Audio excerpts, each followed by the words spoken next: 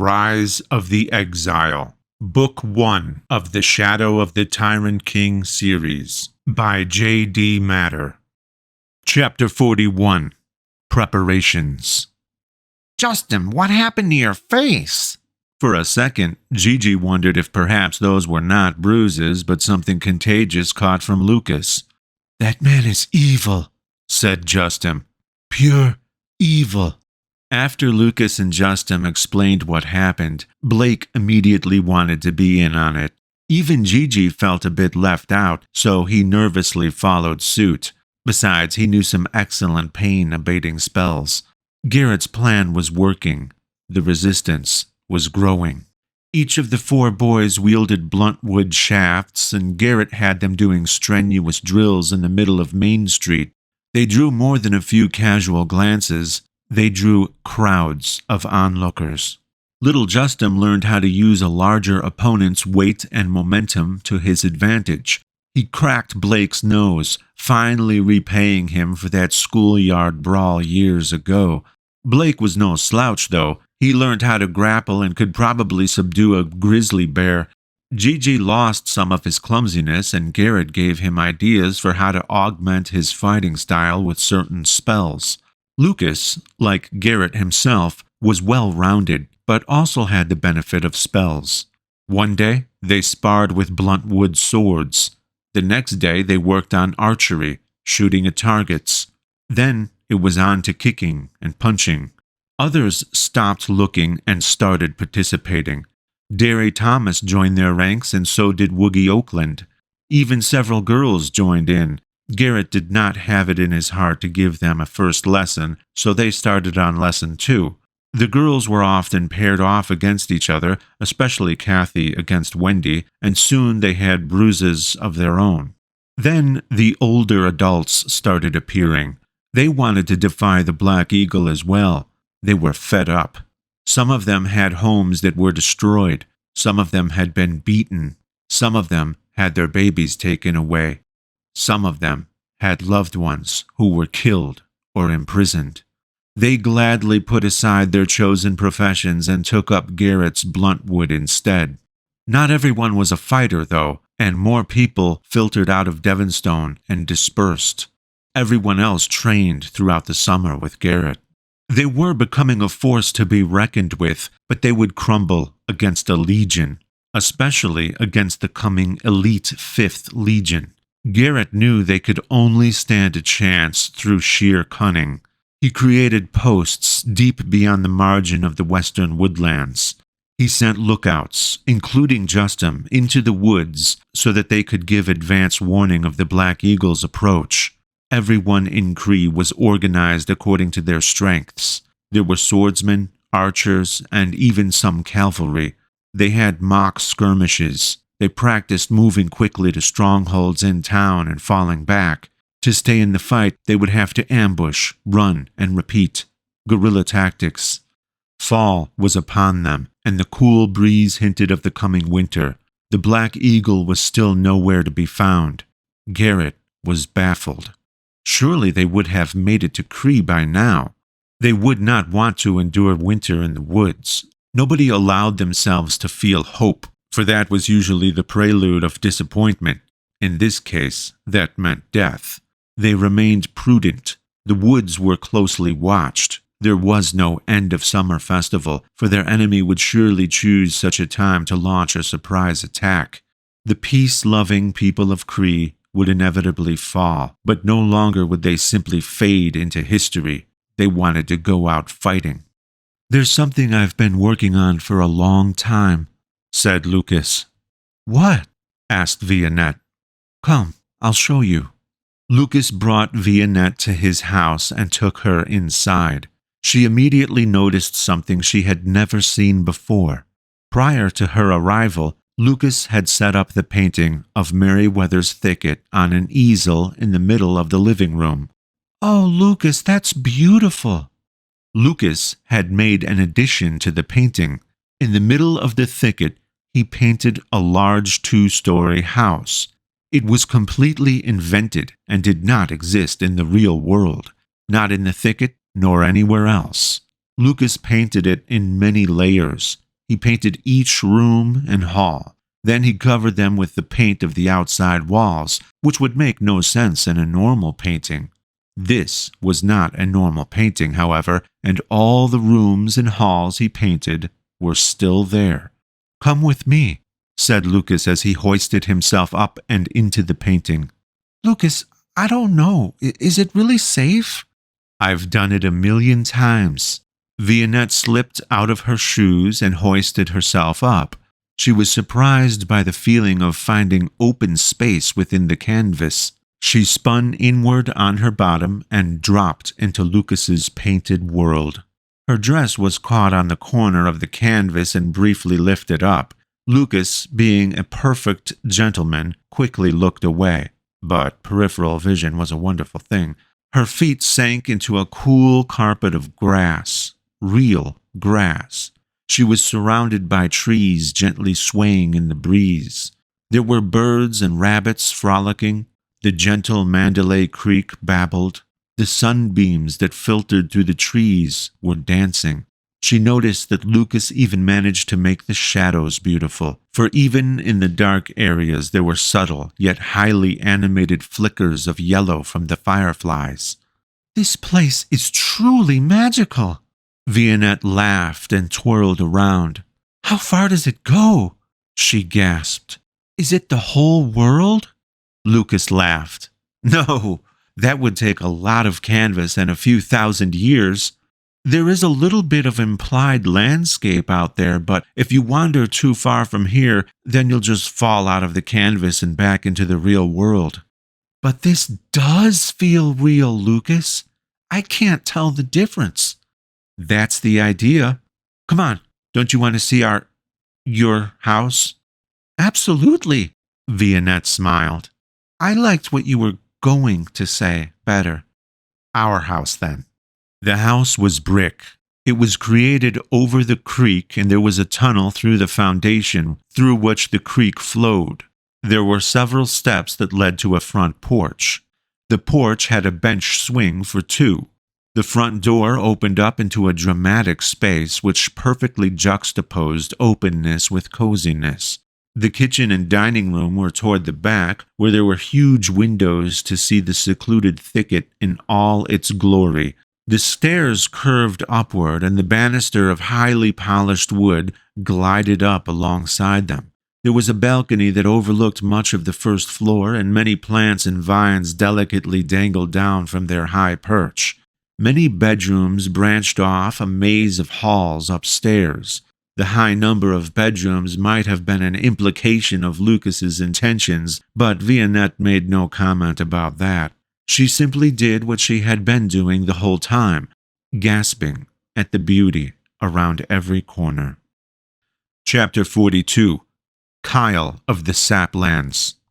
The winter was mercifully short. Lucas and Vianette spent much time indoors together during the cold snaps. Garrett gave up notions of protecting her from Lucas when he realized that Lucas was honorable. He did not like it, but his sister was quickly becoming a woman, and young men like Lucas did not fail to notice. Secretly, he was happy about Vianette's relationship with Lucas. Outwardly, though, Garrett maintained his grimace, if only to slow Lucas down. Garrett did not have much time for happy thoughts. His mind was preoccupied with where the coming Kuroth and the 5th Legion might be. During the early spring, he got his answer. Everyone was on Main Street, fencing with blunt wood. They had moved on to the heavier 4-foot shafts. The many sharp cracking sounds of blunt wood against blunt wood echoed throughout town and sounded like hail pummeling a roof. That familiar sound was interrupted by a deep hum. Most people did not notice the sound at first, but it grew louder. Everyone stopped sparring and was silent. They listened. The hum was coming closer. It became a rumble. There was a hint of vibration in the air. Whatever it was substantial. Justin was the first to notice the coming shadow. A large, shining airship was floating overhead, and its shadow glided over the hills. Everyone looked skyward and gasped. Most had never seen such a sight. Lucas had seen one before, however, and he did not like seeing one again. As the thing slowly lumbered closer with its powerful engines, Lucas had a queasy feeling. Before long, it was directly overhead, where it stopped and hovered. A large insignia was displayed across the fuselage. It was identical to the Black Eagle crest, except the one on the airship was a white eagle. "Pretentious bastards," said Garrett. What? Asked Lucas. Who are they? "The White Eagle. They claim to serve the interests of Varaxia. They want to be Varaxian. They want to deny their mortality, but they are merely men of the woodland realm, like you and me. They aren't of the sky realm, yet they see fit to fly over us in a display of superiority.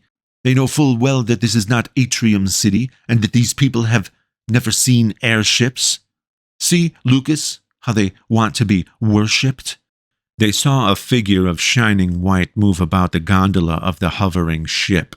A man riding astride a bright white Pegasus leaped from the vessel. The horse spread its wings wide and glided gracefully, spiraling down to and fro like a falling feather. The crowd below gasped at the sight, which seemed to infuriate Garrett even more, for they fueled the grandeur of the White Eagle's arrival. The Pegasus flapped a few times before hitting the cobblestone and clip-clopped to a halt. It screamed a high neigh, announcing its master's arrival. The rider stepped off the Pegasus and approached the crowd with a confident gait. His armor was gilded to a blinding sheen that made him seem glowing, to make him look more Varaxian, Garrett speculated. His black tunic was in high contrast to his armor. Upon it was the symbol of the White Eagle. He nearly matched Garrett's height, but that was where their similarities ended. He looked far more stylish than Garrett. He had blonde hair and was clean-shaven. His face was unblemished. He had a wide smile, too wide, in Garrett's opinion. "Greetings, Kyle of the Saplands," interrupted Garrett, enjoying ruining whatever grand introduction Kyle had rehearsed. Kyle was indeed born in the Saplands of the Woodland Realm, not of the Sky Realm, Varaxia. Garrett liked reminding him of that, too. Kyle looked at Garrett as if he did not notice him until just then. "My lord, it is good to see you alive and well." He dropped to one knee and bowed to Garrett. "Up with you," replied Garrett, "before you injure yourself. Your pride isn't accustomed to being so low." Kyle may have been charismatic, but not enough to penetrate Garrett's tough exterior, thereby causing Kyle to give up slightly and slacken his pretense. "I meant no offense, my lord. Your journey here must have been long and difficult. To see me suddenly float in with ease must be exasperating." Garrett hardly failed to detect his condescending tone. It was the closest Kyle dared come to blatant impudence. "I see, my lord, that you have already organized the people here into a fine company of infantry." "Indeed, walk with me," replied Garrett as he began to march away from his students. He looked over his shoulder before leaving them. "Did I tell you to stop sparring?" Once again, the street was a flurry of activity. It was haphazard sparring, though, for most eyes were still on Garrett and Kyle as they walked down Main Street. "What brings you here, Kyle?" Garrett squinted at Kyle, anticipating the need to see through whatever answer he was about to get. "You will be pleased to know that it is the White Eagle who holds off the 5th Legion in the Great Expanse. We have effectively stopped them from reaching this sanctuary." Garrett stopped. "Remarkable. Do you believe that this is the will of Celios?" That question angered Kyle, for Garrett knew Kyle was not in the council of the Lord of the Sky Realm, King of Varaxia, Celios. "My lord, we are not all as fortunate to be born of a mother as high as yours. No, I have not the privilege of seeing Celios the Great, but I have been to Varaxia, and I am more than familiar with their ways. They seek balance amid the realms. The Black Eagle disrupts that balance. I seek to correct it." Why does Varaxia not send aid of its own, then? My lord, if the tyrant king returns, then Varaxia will need their armies in Varaxia. The Sky Realm must be defended at all costs. Garrett laughed. Surely even the tyrant king poses no threat to Varaxia. Forgive me, my lord, but they believe differently. Do they also believe that the tyrant king's return is imminent? Of course, Garrett knew the answer to that ever since the great mage Harklin Archer told him all those years ago upon the royal airship, but he wanted to know what Kyle knew. Kyle was silent. Speak, man! You'll hide nothing from me, for like it or not, I am your lord, not Celios. Suddenly, Kyle lost all sense of propriety. Don't even think of comparing yourself to the Lord of the Sky. With a mere wave of his hand, you could be a wisp of dust. Kyle paused. Forgive me, my lord. There is nothing to forgive. For a second, I thought we were finally talking. I thought you would be glad to see us, my lord. I thought you would be grateful that we have staved off the Black Eagle's approach. I thought this meeting would go much differently. Now we are really talking, replied Garrett. But don't change the subject. If the Tyrant King returns, then the Black Eagle will hardly matter. Tell me, now, is the Tyrant King's return imminent? What do you know? In Varaxia, they have lenses that can see beyond the stars. They see an approaching comet. Garrett gasped. The Arrow Comet. It looks as though its trajectory will take it right through the Archer constellation's bow. Therefore, yes, they believe it probably is the Arrow Comet. What do you know of the Archer constellation? Kyle hesitated. No more than anyone else, my lord. Is there something more to know? That was a lie, Garrett knew. With weapons and armor, Kyle weighed 300 pounds. But that did not stop Garrett from lifting him up and slamming him against the nearest wall. My lord, have you gone mad? Why are you really here, Kyle of the Saplands? I know you aren't here to protect Kree. Indeed I am, my lord, I swear it. The Archer constellation, what do you know? I know its namesake is related to the great mage Archer. That's hardly a shrewd connection. I know that the great mage had a son and that he is here in Kree. Garrett let him slide down the wall and stand on his own 2 feet. Kyle adjusted his armor and clothing back to its former neatness. Garrett smirked at Kyle's vanity. I came here, my lord, mainly to inform you of our progress with the Black Eagle, but I have also come to pay my respects to this Lucas Archer. I knew you had ulterior motives. Ulterior? No! I thought the matter was too mundane for your concern. That is why I said nothing of the matter to you. I wanted to visit the boy. His name is on the lips of every Varaxian these days. I merely wanted to take this opportunity to meet him. You came to see if he is the tyrant. Kyle laughed nervously. He is not. I know that much. I knew his father. A great honor. I only wish to meet his son. Fine, I shall escort you to him. Garrett led Kyle to Lucas, who was in the midst of a furious sparring match with Justin. When Kyle saw Lucas's prowess, he knew that the young man's skill surpassed even his own, a man who had been in open combat. Archer? Lucas Archer? Kyle asked with his wide white smile. Lucas looked at Kyle quizzically. As he did, Justin took advantage and swung for Lucas's head. Lucas ducked the attack without breaking eye contact with Kyle, which widened Kyle's eyes. Frustrated, Justin followed through with a sweeping attack to the legs. Lucas leaped over it. Do you know me? asked Lucas. Well, no, Lucas, I knew your father, a great man. Lucas sidestepped another swing and sent Justin falling. You knew my father? Can you tell me about him? Lucas spoke while simultaneously kicking Justin in the chest. Indeed, but perhaps someplace safer. Lucas held up his open hand and Justin stopped attacking. Sorry, Justin, you'll have to get me back later. Garrett kept his eye on them, despite being confident that Lucas could handle Kyle if need be. Kyle and Lucas walked together while Kyle told him many stories of the great mage's adventures. He told Lucas of how his father single-handedly defeated an ice dragon upon the open fields of Pelennor. Everyone took cover except your noble father. He stood before the monstrosity and hurled fireball after fireball until the thing was a giant puddle. He told Lucas of his father's battle with 5 flaming skeletons that emerged from the depths of Obsidia. He lured them to a cliff overlooking the Makala. He leaped over them all, magically conjured a sword, and drove the blade into the ground. His mighty thrust sheared the whole cliffside clean off, sending the flaming skeletons steaming to their doom in the river's rapids below. He told Lucas of his father's brush with infamy.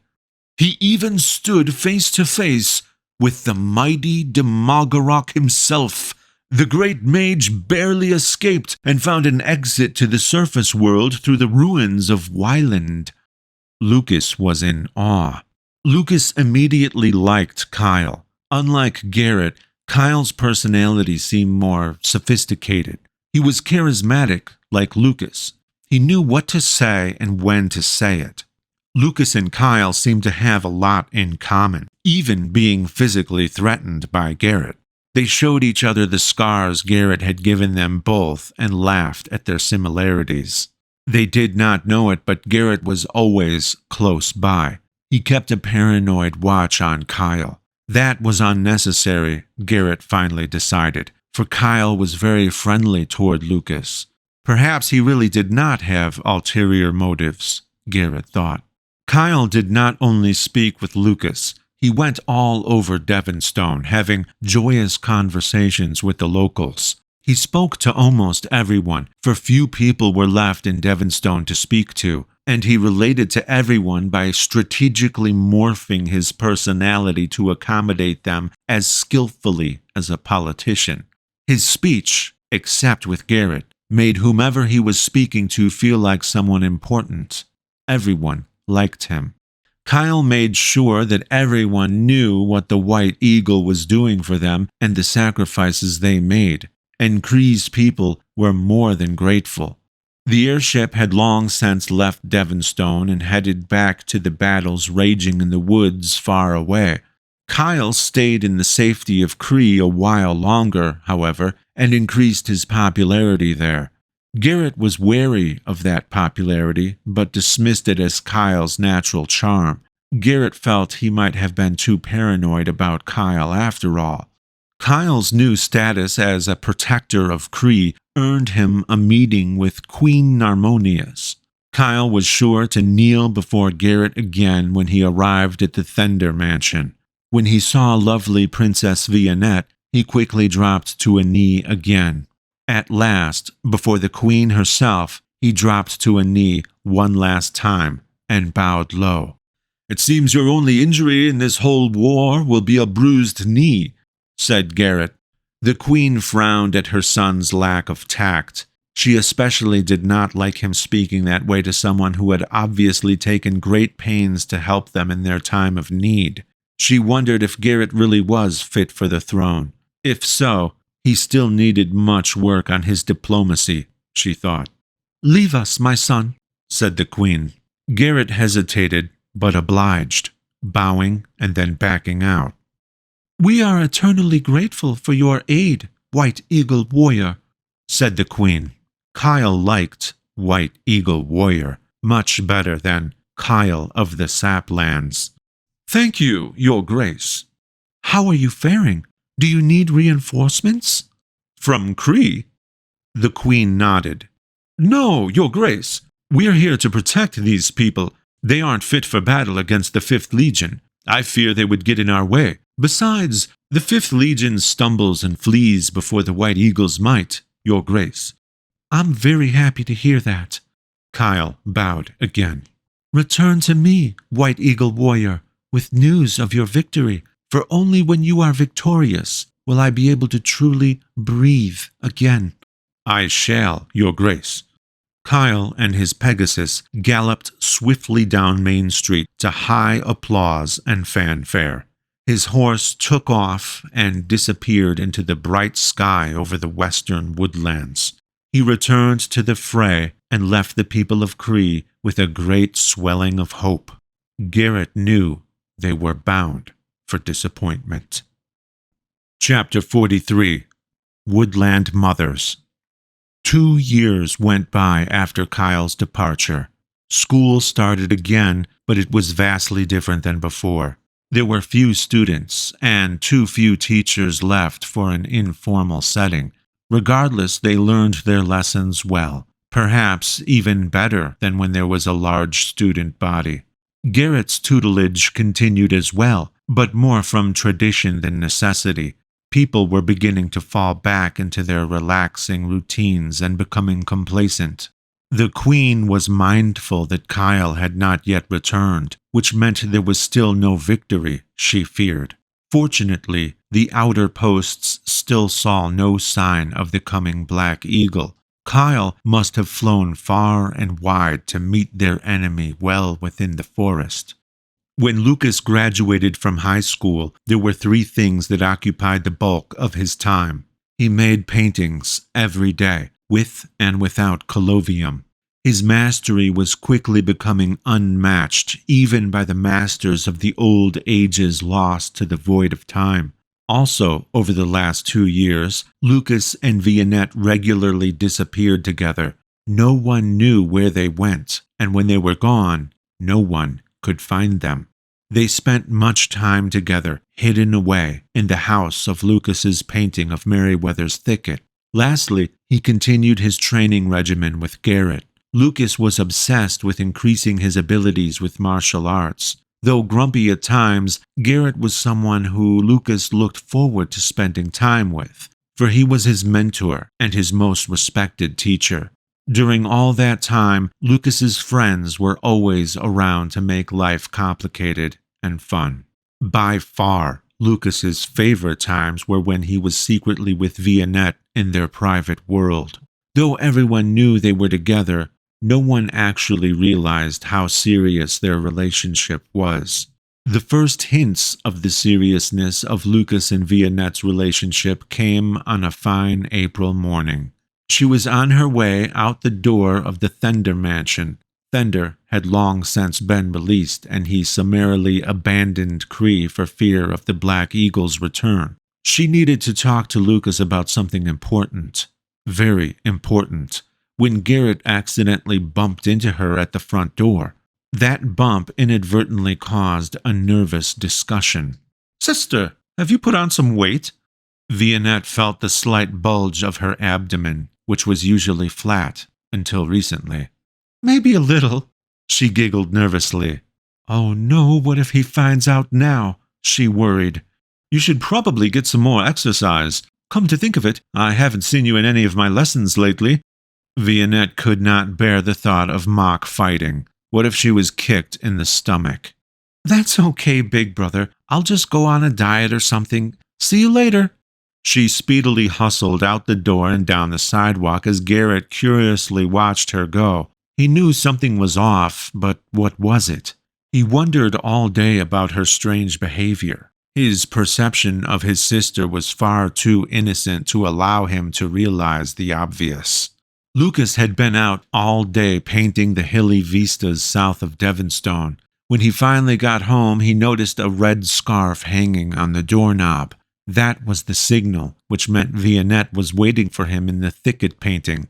Lucas waddled into the house with his arms cradling equipment. He set down his folded easel, the slung bag of art supplies, and, most importantly, the wooden case that safely held his still wet painting. Beneath the lid, the frame was fastened into place, keeping the surface unblemished. When he was free of any burden, he leaped into the canvas like an expert hurdler. He briskly strolled across the grass carpet of their secret world. The familiar fireflies flickered in the shadows. Their light was fuzzy as it shined through the gentle mists sent up by the creek. Everything seemed harmonious, a perfect little world. As he came through the front door of their house, he immediately saw Vianette to his left. She was sitting on the stairs. Her bottom was on the 5th stair up. Lucas smiled widely at her before hurrying to the bottom stair and sitting. He slipped off her right shoe and began to massage her foot. When he looked up at her, he immediately noticed her troubled expression, a far cry from her usual contented gaze. "What's wrong, honey?" asked Lucas. "Lucas, something happened today that nearly gave me a heart attack." Lucas stopped massaging, and grave concern furrowed his brow. "What happened?" "Garrett almost found out something. Something that I need to tell you. Something important."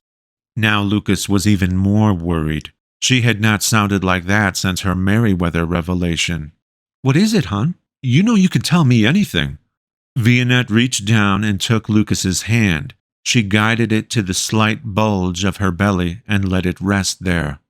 "Lucas, you're going to be a father." Her sentence trailed off into jerky tears. There was silence. There was more silence. In a sudden burst of energy that made Vianette flinch, Lucas picked her up, carried her off the stairs, and they spun around in the foyer until they were both dizzy. Her nervousness was quickly cured by Lucas's downright giddy reaction. They laughed and kissed for a minute. Her feet were still off the ground. "Okay, you can put me down," she said. "The last thing I need is more nausea. You won't be so quick to kiss me after that." Lucas suddenly fell silent again, but this time he did not look happy. He looked fearful. "What is it?" asked Vianette. "Garrett." "I know." "Listen, hon." Lucas's voice was a mere whisper. "I've been carrying around something in my pocket for a long time. I've wanted to show it to you for a long time, too, but I would always lose my nerve. I wish I would have shown you before I knew about the baby, but..." Lucas took a deep breath. He produced a shiny little ring from his pocket. Lucas had designed it himself. The band was gold and etched with the intricate vine-like swirls that the woodland people were so fond of.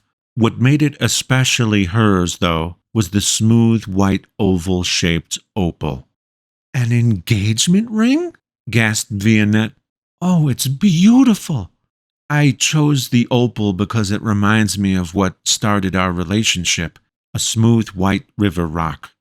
Vianette laughed as he slipped the ring on her slender finger. Her other hand wiped tears from her cheeks. "I'm so happy," she said.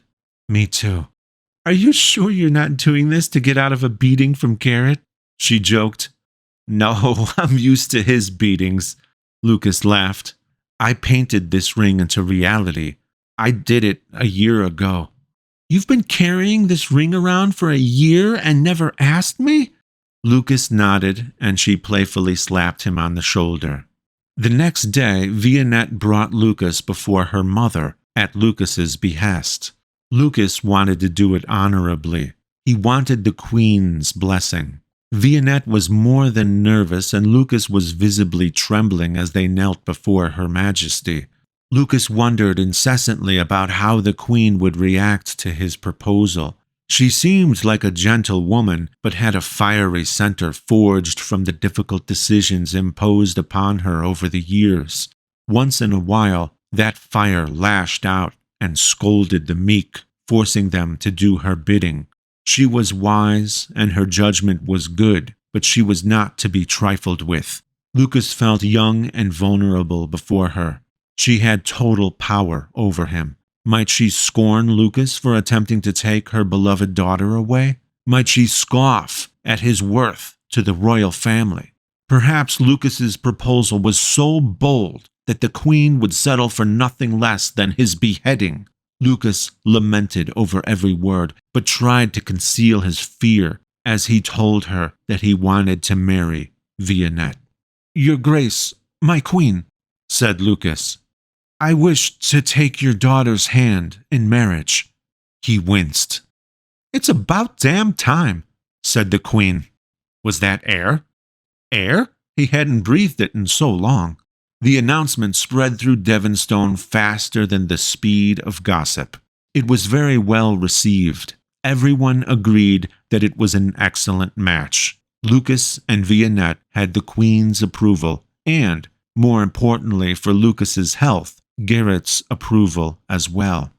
It was not long before the young couple was summoned to another meeting with the Queen. This time, Garrett was also summoned. The three stood side by side as the Queen addressed them. "Sir Archer," she said, "you will be second in line to the Woodland throne. You must be prepared for such a tremendous responsibility, for you could be following in the footsteps of greatness, namely, my departed husband. As such, nothing less than the entirety of the Woodland realm would look to you for guidance. Do you feel that you are wise enough to lead them?" I didn't think so. You have it in you, Archer, but not yet. My son must remain as the heir to the Woodland throne.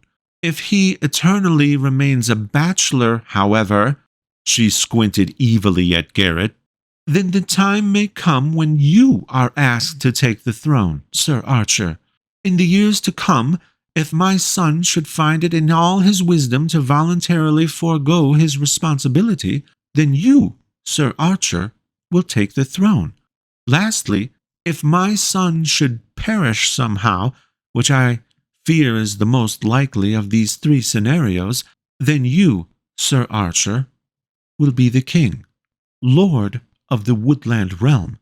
Do you comprehend the gravity of what I have told you this day?" "Yes, Your Grace." Lucas managed to sound resolute. "Good. Then as you have been more than willing to take my daughter's hand, so should you also be willing to take on the ways of royalty. Contrary to popular belief, a king isn't born, he's made. At least the great ones are. I understand you have been under Garrett's tutelage for quite some time now. That is good. It should continue as such. He may be conflicted, but my son has the makings of a great king. I know this, for I was once married to a great king.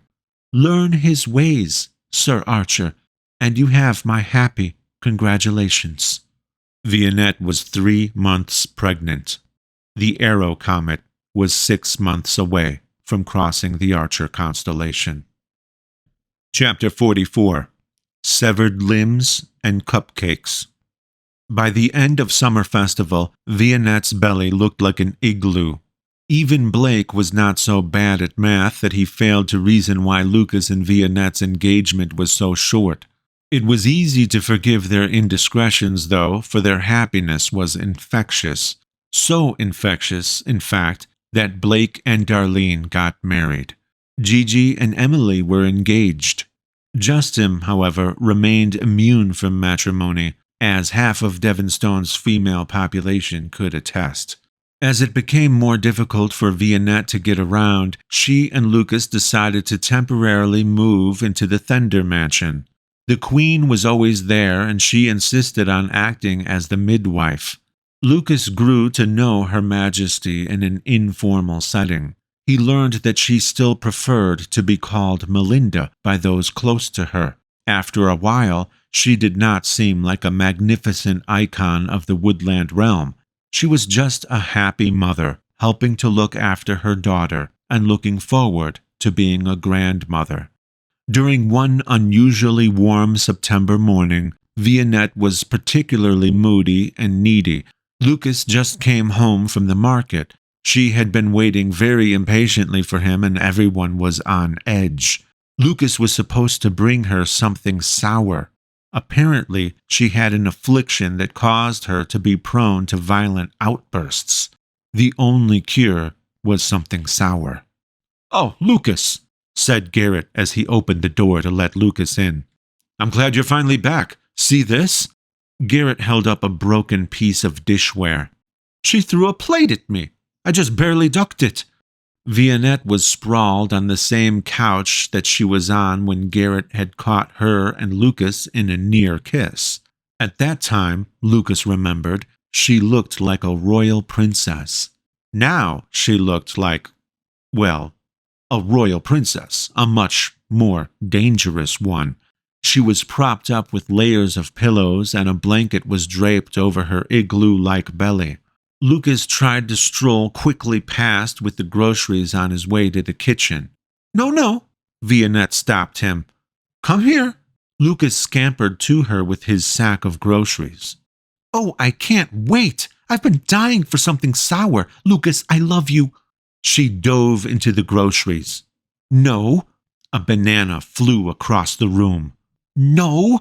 She pulled out a rack of ribs wrapped in wax paper and gave Lucas a quizzical look. No. 2 apples and a chicken breast flew across the room. No. Vegetables hit the ceiling and rained down. No. Lucas, I can't believe you forgot something sour. That's the whole reason you went to the market. I needed something sour. I couldn't care less about any of this other stuff. Relax, said Lucas. I'll head back and pick something up. He did not really expect to have to go all the way back to the market. He said that to appease her, believing that she would probably let him off the hook. Oh, good, replied Vianette. No, she absolutely needed something sour.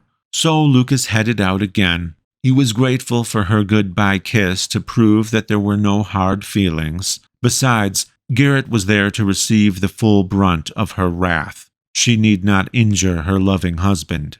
Lucas walked out the front door, across the lawn, and started down the sidewalk. It was too warm, but there was a cool breeze which made a nice balance, and the walk was pleasant. Luckily, Vianette was not that bad all the time. After the initial fear of flying food wore off, he was able to laugh loudly at the absurd situation, and a passerby might have thought he was crazy. Meanwhile, Garrett was picking up food in the living room when Vianette grunted at him. Huh? Garrett grunted back. Banana. She pointed in the corner where there was a half-smashed banana. She opened and closed her fist rapidly, indicating that she wanted it. Garrett stooped to pick it up when he heard the unmistakable sound of glass shattering. Did you just throw another plate at me? Garrett spun around to see Vianette shielding herself from an assassin clad in black, who had apparently leaped in through the window. In a flash, the masked assassin yanked out a dagger and plunged it toward Vianette. That was all the time Garrett needed to burst across the room, toppling furniture, and grab the man's arm before his blade's tip could reach precious flesh. The assassin thought he had picked the perfect opportunity, but underestimated Garrett's quickness. Garrett cranked his hand hard in an attempt to break the assassin's wrist, but the assassin backflipped away and simultaneously lashed out with a sharp curved sword that seemed to suddenly appear from nowhere. Garrett immediately knew he was not facing an average opponent. Besides his obvious skill, the attacker had foregone cumbersome plate mail in favor of liberating black padded armor. Such armor was barely better than normal clothes, therefore its wearer had to be confident in his skills. His black hood was fastened down by a skull-hugging leather helm. The assassin's face was smeared with dark camouflage, making the whites of his calculating eyes glow in contrast. He moved silently and gracefully, as if he weighed only 10 pounds. Garrett noticed a barely visible dark scarlet talon symbol on the assassin's shoulder. He was a Red Raider. More were coming. Vianette was struggling to get up when another assassin dove in through the broken window. The new raider tripped over Vianette and fell. Garrett leaped back, mindful of his sister, and landed with his right heel, backed by the entirety of his weight, upon the man's face, crushing it. Killing him so quickly, Garrett knew, was lucky, for others would put up a greater fight. The other assassin, shocked by the untimely death of his comrade, slashed furiously at Garrett, causing him to sidestep and retreat, but he never went far from Vianette's side. The whole time, Garrett kept expecting another shadow-lurking killer to pounce on him from behind. He expected it to be quiet, but it was not. The front door crashed down, and the 2 royal guards were being driven back by twice their number in raiders. Likewise, the guards at the back door were attacked. Several more windows were smashed as even more assassins climbed in and filled the mansion. The attack was well coordinated. The royal guard was not composed of average soldiers either, but they were outnumbered by men who were at least their equal in skill. It was a matter of attrition until they were overwhelmed. The Red Raiders were not prepared for Garrett's fierceness. The first sword-wielding assassin had made no headway, so he stalled until the others could aid him. That put Garrett on the offensive. He feigned a look toward the coming assassins. When he looked away, the first assassin lunged in, as Garrett knew he would. Garrett's boot, size 16, smashed into his face with a reverse sidekick, shattering his jaw. The crumpling assassin dropped his sword, but it never hit the floor, for Garrett caught it. Vianette was now free to crawl into a nearby closet while her brother finished dealing death. Crossbow-wielding raiders ended much of the Royal Guard's resistance. Their fight had created a confused jumble, however, and the raiders' well-orchestrated assault was scattered. That, at least, gave Garrett the fortune of not being attacked by them all at once. A crossbow bolt shot invisibly fast toward Garrett. He raised his newfound sword, and the bolt ricocheted off the blade's broadside with a high-pitched ting. The crossbowman was scared. He had seen exceptionally skilled warriors deflect an arrow, but a bolt? That was creepy. Garrett charged him. There was no time to reload. He dropped the crossbow and felt for his sword's hilt. It was too late. Garrett ran him through with his blade. Then Garrett unsheathed the crossbowman's sword. Now he was dual-wielding surgically sharp blades. A disconcerting sight, to be sure. A dozen shadowy warriors converged on Garrett at once. He whipped his blades through a wide circular pattern all around him. After that display, they were much more cautious. Some moved in while others backed away, like some deadly dance. As they had Garrett surrounded, other raiders quickly infested the mansion's corridors, searching, presumably, for Vianette and the Queen. Garrett was desperate to stop them, but he had his own obstacles with which to contend. The raiders were too smart to attack Garrett. They kept him in the middle, wasting the precious time of the only one who could foil their attack. Garrett lowered his defenses and let the tips of his blades touch the floor. He knew such a stance would be too tempting an opportunity for any less experienced raiders. There were 4 of those. The 4 men simultaneously charged, and Garrett became a blinding blur of fury. Their severed limbs went flying in all directions. The wiser assassins started to back away. They enjoyed their elite status as Red Raiders, bold and proficient, but they enjoyed having 2 arms and legs even more. Garrett backed away, luring the assassins away from Vianette's hiding place. He leaped over the banister and darted up the stairs toward the assassins who were hunting for the Queen. The raiders followed him up, as Garrett intended, but they kept their distance, awaiting the right opportunity. There were more crossbowmen upstairs. They were in the narrow central hallway when they turned to see Garrett bearing down on them with his 2 fang-like blades covered in blood. They fired their bolts in a succession of several loud rapid-fire cracks. Garrett dropped to the floor, and the bolts found the raiders behind him instead. The shots of their primary weapons having been expended, the crossbowmen backed away. Garrett leaped up and charged them, blades whirling. He went through them like a meat-grinding tornado. Garrett could not ask a maid to do it. He knew cleaning the walls was going to be tough. Garrett stalked through the house, eliminating the stragglers. Only now, in the end, did the Red Raiders realize their mistake. They should have turned down the job in the first place.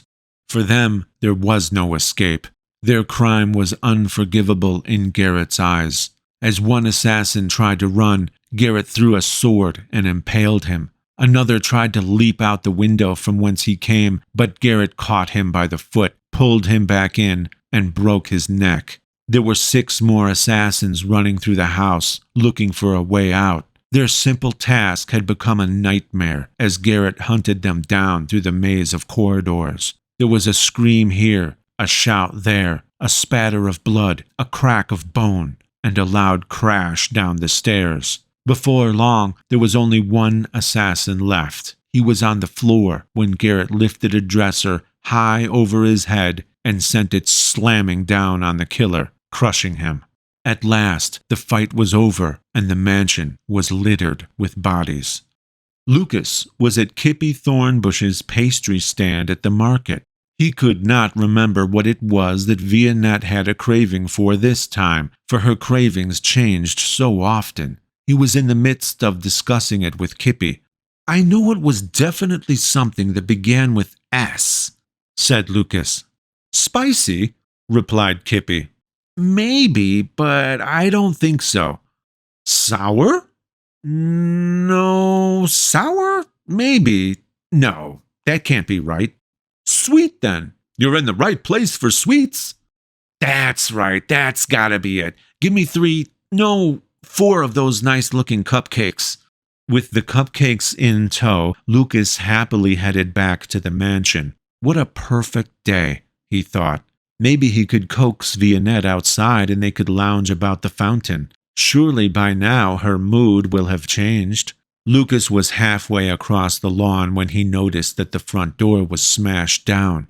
He dropped the cupcakes, yanked Colovium from beneath his belt, and charged into the mansion.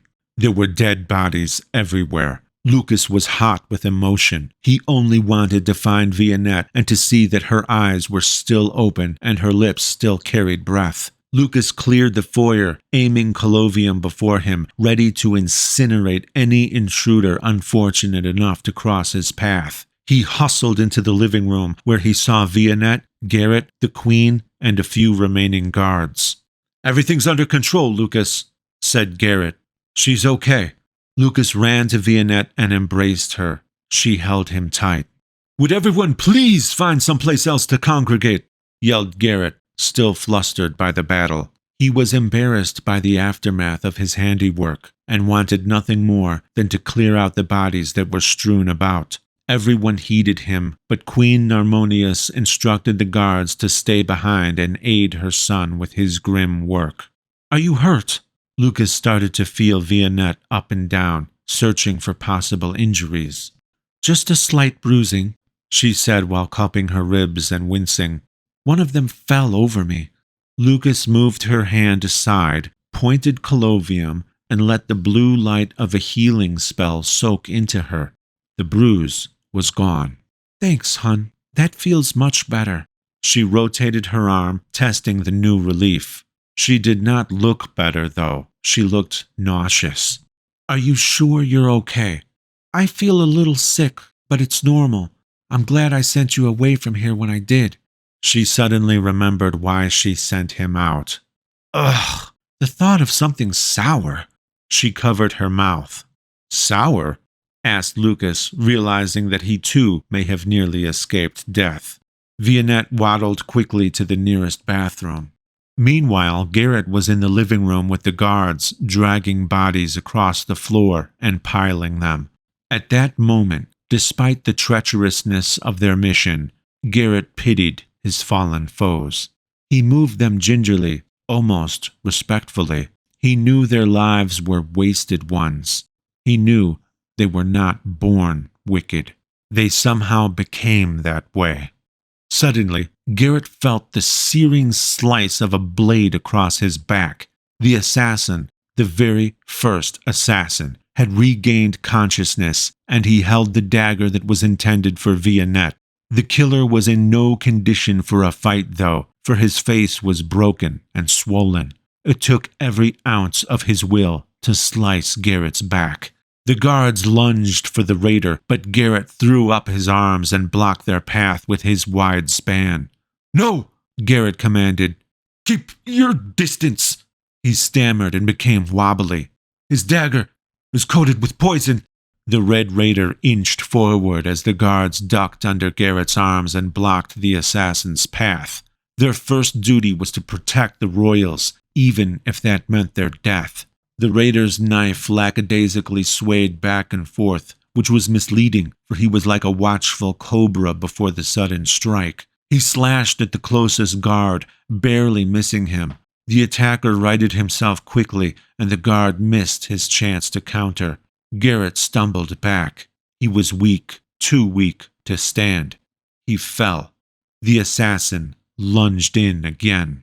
They were not confident with this relentless foe. Fear of that deadly knife pushed them back. They were standing over Garrett. There could be no more retreat. The knife viciously came in again. Lucas burst into the room, collovium drawn, and set the raider ablaze. The assassin screamed, flaming and setting everything he touched on fire. The room was quickly filled with flames and smoke. Lucas waved his wand again, this time through a more intricate pattern. A thick mist fogged the room and then contracted around the flames, putting them out. The raider was put out too, but his clothes and much of his flesh was charred. He squirmed for a minute and then came to rest, for good. "My lord! My lord!" said one of the royal guards as he tended to Garrett, who was sprawled widely on the floor like a rug. "He went pale and collapsed where he stood," said the guard. "Look, he's all sweaty and cold." Lucas sprinted to Garrett and knelt by his side. "What's going on?" Vianette said as she scampered into the room. "Oh no, Garrett! What happened?" She moved as quickly as her decreased mobility would allow. In an effort to kneel by his side, she awkwardly collapsed down, cupping her belly with one hand while the other groped for the floor. She could not hold back the sobs. "Please, Garrett!" She took his hand and was shocked by its coldness. Garrett was barely conscious. He was muttering about his back. Lucas turned him over and tore open his bloodied shirt. A slash mark ran diagonally from his right scapula down to just above his left kidney. "It's a shallow wound," said Garrett. "Just a scratch, really. The blade that cut me, I fear, was tainted with lumascus, a strong poison. They might have the last laugh. Yet, Lucas—" "No, they won't," said Lucas as he pointed his wand at the cut. The blue light seeped and the bleeding stopped, but a greenish discoloration persisted. "Too late," said Garrett. "The poison is in my blood." Lucas knew what had to be done. He had to get Gigi's help. He did not want to leave Garrett's side, however, and he certainly did not want to leave Vianette or the Queen for fear of any assassins who might still be lurking. He had to stay there and protect them. "Find Gigi," Lucas said to one of the guards. "Gigi?" "Aridomaculum, Geraticus, my tall friend."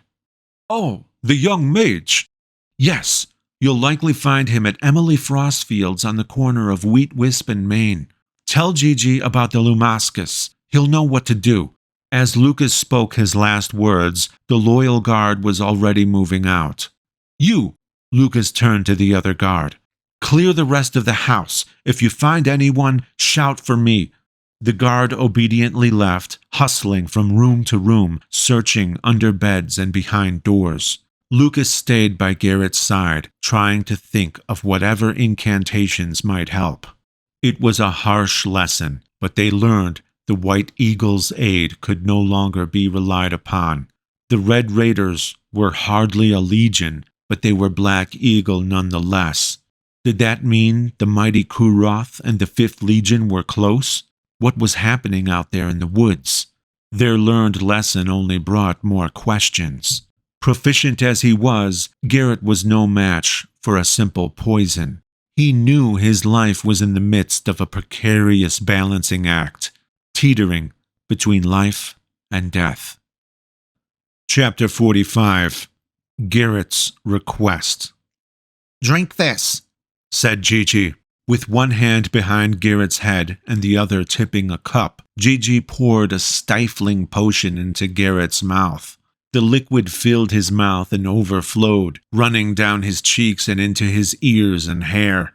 "Swallow!" With a grimace, Garrett heeded Gigi's order and gulped. As the heated liquid ran down his throat, it felt like it evaporated into smoke. It felt hot, much too hot, in his cold body. It radiated into his limbs. The cold was still there, however, and it pushed violently back against the heat of Gigi's strange potion. The battle within him waxed and waned as both hot and cold struggled for dominance. Gigi was careful to measure the potion's potency against that of the poison sample he took from the offending knife. The balance proved to be perfect. Searing heat and chilling cold reached a stalemate, and Garrett settled into the resulting tender warmth. "I think he's going to be just fine," said Gigi. The room was filled with relieved exhales. Garrett tried to get up, but fell back against the pillows. "Not yet. You'll be very weak for a while. Save your strength. Give it some time and you'll soon be up and about." Gigi was the man of the hour. Everyone was constantly slapping him on the back or giving him a hug. Usually alchemy was an unsung art, but Gigi was an avid practitioner regardless. Over the last few years, he had developed a respectable lab of his own. He was proud of his rare ingredients accumulated over the years. Those hours of hard work and study were vindicated once again, for Garrett was going to survive. Lucas, Vianette, Melinda, Gigi, and Emily stood around Garrett's bed. Garrett reached out with his hand and clasped it around Lucas's hand. He pulled Lucas's ear close to his mouth as he struggled to talk. He managed a wheezy whisper. "Lucas, find just him." "Don't try to talk yet," said Gigi. "Find him now," Garrett defiantly said. That was easier said than done, Lucas knew. He did not like leaving them so soon, but they were now in Gigi's competent watch. Gigi had his newly constructed staff and was more than capable of sending a dozen attackers to their doom in a dozen different ways. Lucas set out in search of Justin. He asked Kathy, but she answered with a spiteful glare at the sound of Justin's name. He received similar reactions from other young women. Blake did not know either, but joined Lucas in his search. Vernon Dubell, Lucas's greatest admirer and former cellmate, was quick to help. Lucas feared that Justin was not in Devonstone at all. He must have been where he was most comfortable, in the field. The three headed south to the hills. They scanned over every feature of the topography but saw no Justin. They climbed the highest hill they could find, second only to Rook's Hill. The land looked devoid of anyone. "Justin!" Vernon Dubell's voice rang out impossibly loud, causing Lucas and Blake to jump. How someone so small could make such a big sound was beyond their reckoning. They turned in circles, scrutinizing every detail of the expanse around them. There was no movement out there. All was serene and vacant. The three simultaneously turned north to head back. Upon turning around, they leaped backward, shocked to see Justin standing before them. "You colossal twit!" Justin spat at Vernon. "It was there, right there before my bow. I was just about to let my arrow go. Then Mr. Vernon Twit over here starts screaming and the thing darts away. It was a Gladeland doe, Lucas. The Gladeland doe." "Sorry, Justin," replied Lucas, "but we've got more important matters to contend with." Justin liked the sound of that. It sounded serious, and Justin liked to solve serious problems in his own questionable way. "Fill me in." As they briskly walked back to Devonstone, Lucas explained everything that had transpired. The whole time, Justin's expression was an unchanging look of concentration. They hurried up the stairs of Thender's mansion and to Garrett's quarters, where everyone was still waiting. "I'm glad you're here," said Gigi. "He's been trying to stay awake, which I don't recommend. He needs rest." Garrett shook his head at Gigi. Then he beckoned Justin to his side. "Justin, go into the western woodlands." His weak voice wheezed. "Deep into the forest. Find the ancient broken road just west of the Wickermore Falls. That's the only road out there fit for an army. Follow it until you reach the Black Eagle Legion. Garrett stopped and coughed for a while. He willed himself to stop hacking and continued his instructions. Remain unseen. Find out their status. Take care. It'll be dangerous. Very dangerous. Justin smiled. I'll do as you ask, replied Justin. There were no protests. Everyone knew that if there was anyone who was up to the task, it was stealthy, cunning Justin. He was proud of the name Lucas gave him, Rogue. Garrett managed to whisper a warning. He told Justin what he might find in the dark woods. Justin remained unafraid. His fearlessness, however, concerned Garrett, for he knew only too well what lurked beyond. He believed that he failed to properly convey the risk Justin was asked to take. Justin hastily geared up and headed out.